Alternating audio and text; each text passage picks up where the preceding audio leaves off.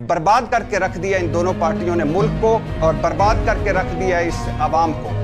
Madam Sheikh, लोग सैलाब में डूबे हुए थे, हुक्मरान छांगला गली में बैठक सजा कर बैठे थे। क्या करना था छांगला गली जाकर? सैलाब के बाद चले जाते। क्या इतना जरूरी था छांगला गली? कोई जापान की सैर करके आया है, कोई चीन जाने की तैयारियों में है, कोई हवाई जायजे ले रहा है, कोई जूम मीटिंग्स कर रहा है पक्का समूह बनाकर, कोई सैलाबी इलाकों में कैमरे खुलवा कर शूटिंग्स कर रहा है।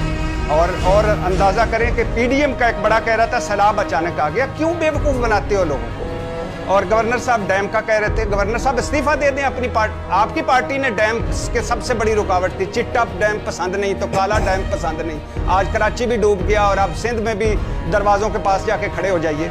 और ख्वाजा साहब का सुन लीजिए, एहसन इकबाल का तो शहजाद साहब ने सुनाया।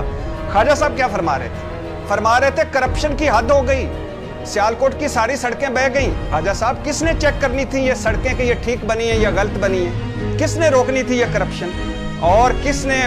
और ख्वाजा साहब कह रहे हैं जब भी कोई आफत आती है, फौज ही आती है, सिविलियन इदारे कहाँ हैं? तो किसने बनाने थे ये सिविलियन इदारे? और 7वीं 8वीं बार तो आप एमएनए बने हुए हैं। क्या कर लिया आज सैलाब का? वो सियालकोट जिसने एयरपोर्ट बना दिया, जिसने एयरलाइन बना दी, वो इतना कुछ नहीं कर सकता था कि उनके घरों में पानी ना जाता? ख्वाजा साहब से मेरी दरखास्त है कि इस सैलाब को भी जनरल बाजवा और जनरल फैज पर डाल दें कि इसके भी वो जिम्मेदार है। और इस हुकूमत को अब बस नहीं चल रहा शहबाज शरीफ साहब का, मरियम नवाज साहबा का, ख्वाजा साहब का, एहसन इकबाल का, कि वो कहते कि ये इमरान खान गया था उधर जाकर वो डैम खोल आया था मकबूजा कश्मीर में और ये हमारी तबाही हो गई। इनके होते हुए लिख लें मैडम शेख, कुछ नहीं होना। आज भी डूबेंगे हम, कल भी डूबेंगे, परसों भी डूबेंगे। इन्होंने कुछ नहीं